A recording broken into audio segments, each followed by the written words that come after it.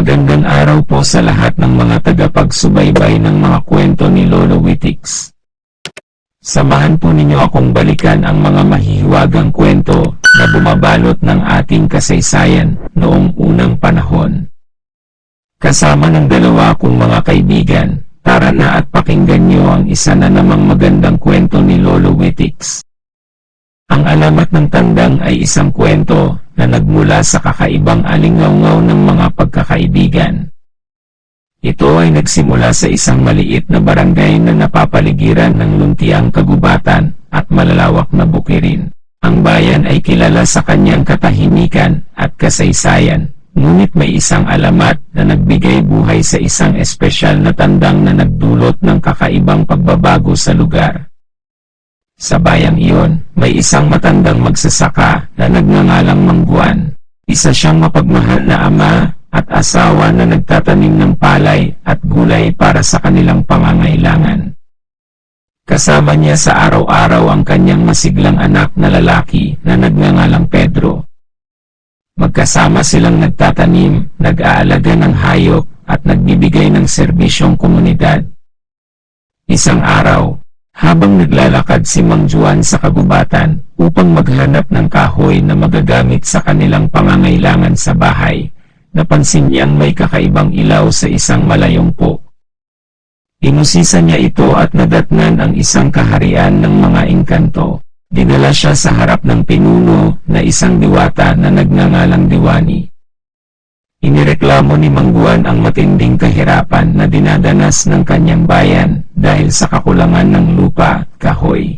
Naawa si Diwani kay Mang Juan at nagbigay sa kanya ng isang espesyal na itlog ng tandang na may kakayahang magbigay ng kakaibang ani sa lupa at magtaglay ng kapangyarihan para magsalita ng wika ng tao.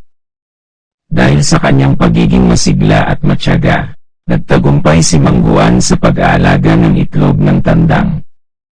Nang mabukas ito, lumabas ang isang kaakit-akit na tandang na may mga patak ng ginto sa kanyang mga pakpak. Ang tandang ay nagtaglay ng mga espesyal na kapangyarihan na nagdulot ng kagulat-gulat na pagbabago sa buhay ng bayan. Sa kanyang mga patak ng ginto, naging masaganang ani ang nakuha sa mga taniman ni Mang Juan. Ang dati malnourished na lupa ay nagbigay ng masustansyang prutas at gulay.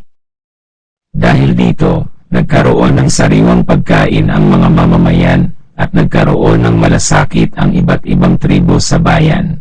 Hindi lang iyon ang kapangyarihan ng tandang.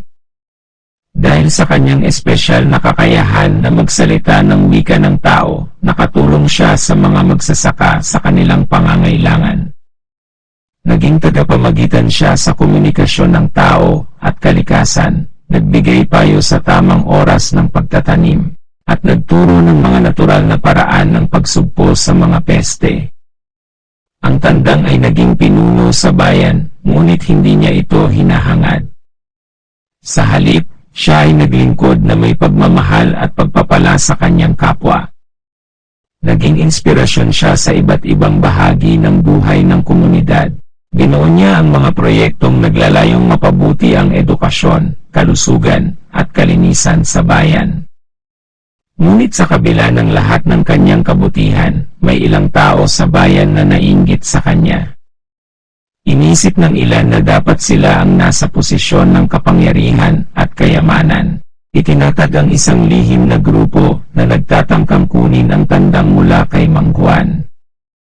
Ngunit, sa tulong ng kanyang anak na si Pedro, at ang mga tapat na kaibigan, na ipagtanggol nila ang tandang mula sa masasamang balak ng grupo. Hanggang sa isang araw, bigla na lamang nawala si Mang Juan at ang tandang. Nang makahanap ng liham si Pedro sa kanilang bahay, nalaman niyang nagdesisyon ang tandang na bumalik sa kanyang kaharian upang ipagpatuloy ang misyon na ibinigay sa kanya ni Diwani. Iniwan nito ang isang lihim na pinto sa kagubatan kung saan maaaring bisitahin ni Mang Juan at Pedro sa oras na kailangan nila ng tulong. Ang bayan ay nanatiling maunlad at mapayapa. Ngunit ang kwento ng tandang ay nagbigay inspirasyon sa mga tao na kahit gaano man kaliit ang kanilang papel sa lipunan, may kakayahang baguhin ang mundo. ng alamat ng tandang ay nagsisilbing gabay sa mga tao na ang tunay na kapangyarihan ay nagmumula sa pagmamahal at paglilingkod sa kapwa.